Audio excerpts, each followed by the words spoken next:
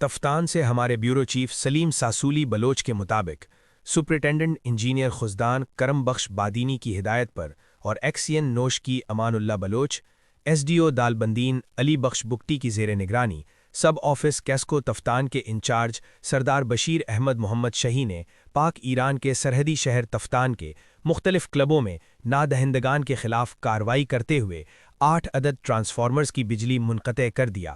اس کارروائی میں کیسکو اہلکار محمد ابراہیم سمالانی، رضاکار عصمت کرد شامل تھے۔ اس موقع پر کیسکو انچارج سردار بشیر احمد محمد شہی نے کہا کہ بجلی کی بہتر اور بلا تعطل فراہمی کے لیے صارفین کا بروقت بلوں کی ادائیگی کرنا نہایت ضروری ہے۔ انہوں نے خبردار کیا کہ عدم ادائیگی کی صورت میں بجلی کی فراہمی متاثر ہو سکتی ہے، جس سے عوام کو مشکلات پیش آئیں گی۔